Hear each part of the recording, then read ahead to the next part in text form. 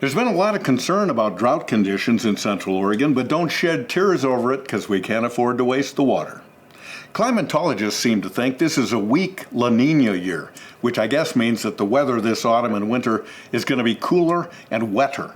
Cooler than what? An igloo? Wetter than what? A swimming pool? Merriam-Webster defines water as the clear liquid that has no color, taste, or smell, that falls from clouds as rain, snow, or hail, that forms streams, lakes, and seas, and that is used for drinking, washing, etc. In college, my dorm defined water as a substance found in beer. Water is a pretty big deal, and we gotta have it. Some people have been known, after all, to survive 2 weeks or more without food. I know I can go a very long time without eating liver or lutefisk or pig's feet. Very few men can last more than 3 hours without holding a TV remote.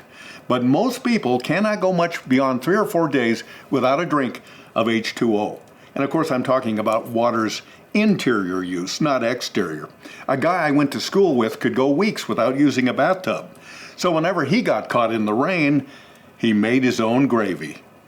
70% of our planet is covered in water. We ourselves are 60% or more of water, with the rest of our body consisting mostly of fat and muscle and bone and opinions. It could be argued that the overwhelming majority of each day's news has something to do with water and our relationship with it, whether it's lead in the drinking water, the price of a barrel of oil, or swimmer's itch up at one of the high lakes. The big soft drink companies like Coca-Cola and Pepsi are selling more bottled water than pop these days. One product is called Smart Water. I've tried it, but I still can't understand how roundabouts work. Seriously, in a blind taste test, can anyone tell the difference between bottled water and tap? I mean, isn't it just water? Oh, I definitely prefer this one. It tastes so much more wet than the others. Let's get back to the weather in Central Oregon. It hasn't gotten quite torrential yet, and there's no need to build an ark yet. But the watery weather has arrived, and to some longtime Central Oregonians, it's kind of like a reunion with an old friend. A soggy old friend who drenches us in reassuring familiarity. But for other local folks, the return of the rain is akin to the rearrival of an obnoxious relative, Uncle Earl, who sloshes through your front door unannounced and plans to stick around until at least next May.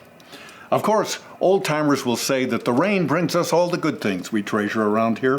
My mom used to put it this way: the rain brings us all the good things we treasure around here.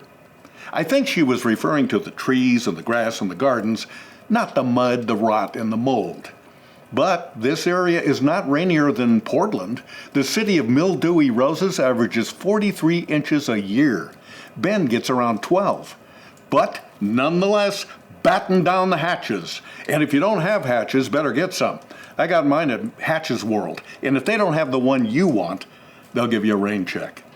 Oh, and while you can always get a reliable forecast here on Central Oregon Daily, there's nothing that beats simply walking outside to see if it's raining.